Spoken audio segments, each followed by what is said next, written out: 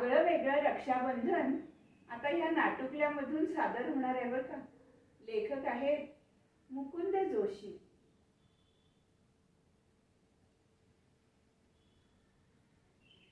पाकिस्तानची आणि तुमचं ब्रह्मोस मिसाईल जायचं बांगलादेशात. तुम्ही एवढं पैलवान समजून सांगितलंय, लक्षात राहणार. आणि बघ, ही संधी आयुष्यात एकदाच येणार आहे. तेव्हा मोबाईलची बॅटरी फुल आहे ना, आणि मेमरी चेक केली का? कोणाची? अरे मोबाईलची. तुला काय वाटलं तुझी? हो, फोन आणि माणूस हे एकदम तयार आहेत बघा. तुम्ही सांगितलं मी लगेच व्हिडिओ शूट करणार. हे बघ, शूटिंग करताना जरा काळजी घे. ताई संपूर्ण आणि तिचा आकडा चेहरा यायला पाहिजे. माझा फक्त हात आला तरी चालेल. हो, माझ्या व्हिडिओग्राफर बद्दल बिनधास्त व्हा. अहो, आपल्या श्रीरामच्या आर्मी कॅम्पवर कोणाचा वाढदिवस असो, 31 डिसेंबर असो, बडा खाना असो की रंगपंच असो, सगळं व्हिडिओ क्लिप काढतो ना. हो, आणि बोल जरा कमी काय. आणि त्या डॉक्टर धवनचं काय, त्याला सांगितलंय ना तासभर आता ती रूम सोडू नको म्हणून. डॉक्टर धवन एकदम तयार आहेत बघा. अहो, कालच त्यांचं तासभर शिक्षण करून घेतलंय. शाबास. मग परमेश्वर आपल्या पाठीशी आहे. Mission Rakshabandhan is on. हर हर महादेव, हर हर महादेव, हर हर महादेव. भैया मेरे राखी के बंधन को निभाना, भैया मेरे छोटी बहन को न भुलाना, भैया मेरे राखी के बंधन को निभाना. अजून कसा नाही आला संभाजी दादा? गेल्या 7 वर्षात त्यांनी एकदाही एवढा उशीर केला नाही. आणि गेले 4 दिवस झाले त्याचा फोन सुद्धा नाहीये. मनात भलभलत्या शंका येतात, पण नाही, आज मात्र तो नक्की येणारच. कारण आज रक्षाबंधन आहे ना. आलाच वाटतं.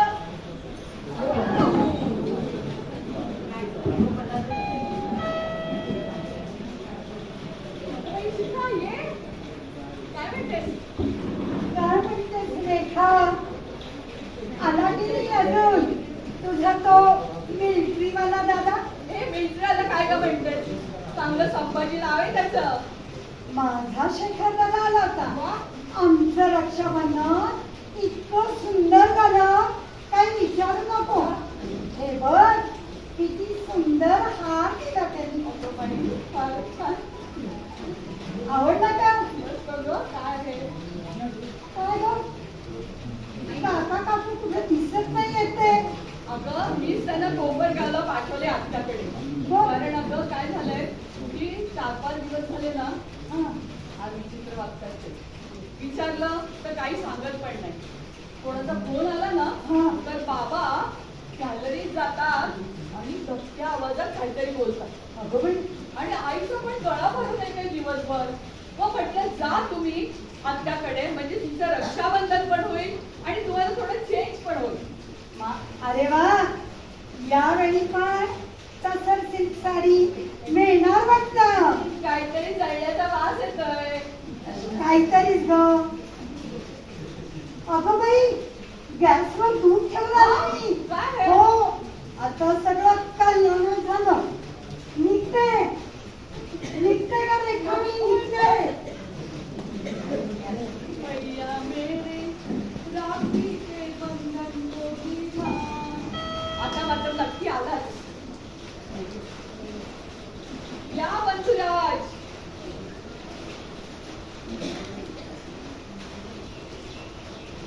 आपण तुम्ही म्हणाला ते बंधुराज. मी ओळखलं नाही आपल्याला. मी सुभाष आणि हा किसन. ओ. आम्ही शेजारच्या गावामध्ये राहतो. अच्छा, अच्छा. आम्ही पण मिलिटरीच्या कॅम्प मध्येच असतो. अच्छा. संभाजी आमचा मित्र आहे. ओ. तुम्ही रेखाताई ना? हो. त्याच्या बोलण्यामध्ये नेहमी तुमचा उल्लेख असतो.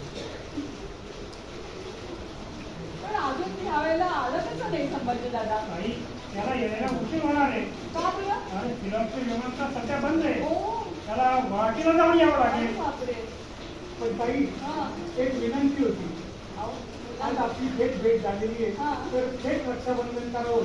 कारण तुम्ही ज्या संभाजीबरोबर राख्या पाठवायच्या त्याच्या पिवळ्या गोंड्याच्या राखीवर माझं नाव असायचं. तेव्हा आज थेट तुमच्या हातून रक्षाबंधन करण्याचा योग आलेला आहे. मला पण माझी बहीण नाही हो, तेव्हा नाही म्हणू नका. अहो नाही काय म्हणायचं, बसा ना. आणि हो, हा सुवर्ण योग माझ्या आयुष्यात पहिल्यांदाच येतोय, तेव्हा याचं व्हिडिओ शूटिंग करावं असा विचार आहे. अच्छा, करूया. किती वेळ पण काही चिंताच नको.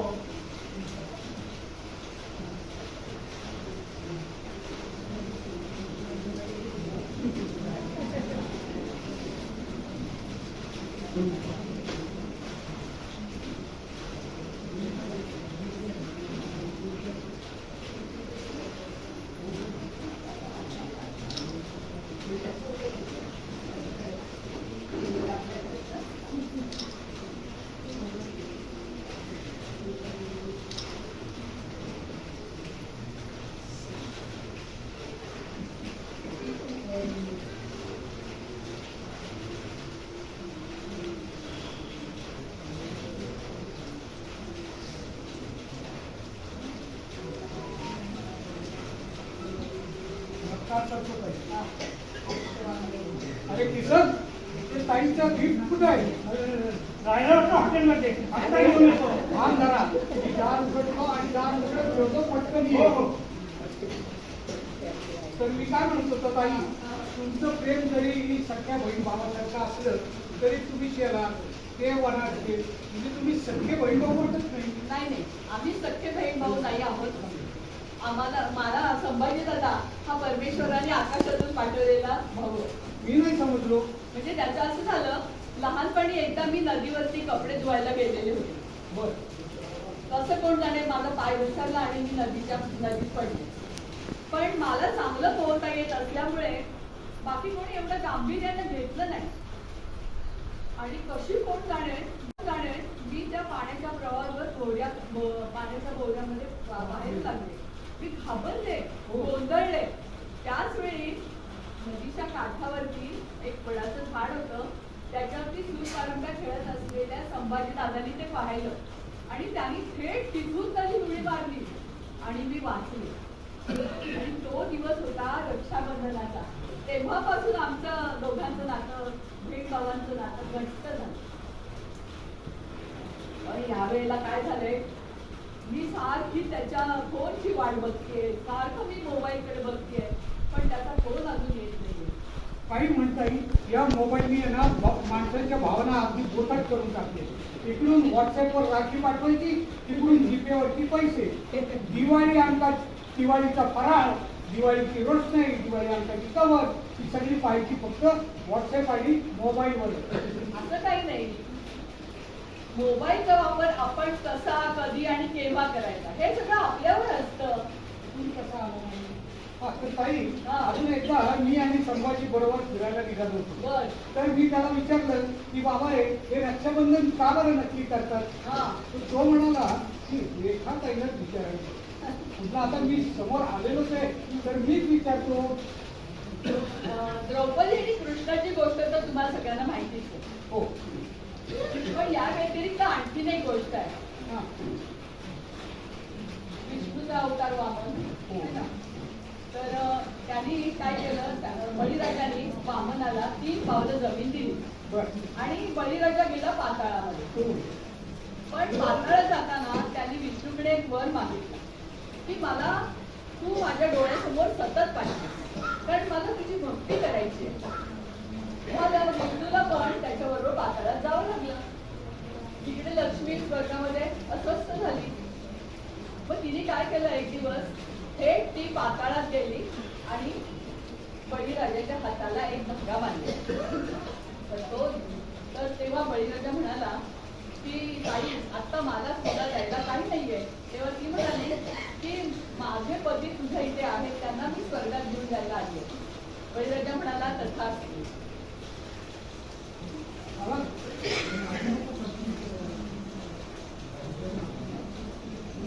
ताई, हे घे तुझं गीत.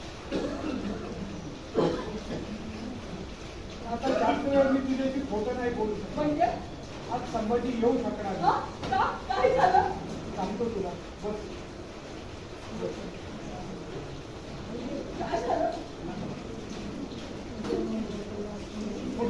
जाऊन संभाजीला आली चक्कर, स्ट्रेचर आलं, ॲम्ब्युलन्स आली, सलाईन, हा?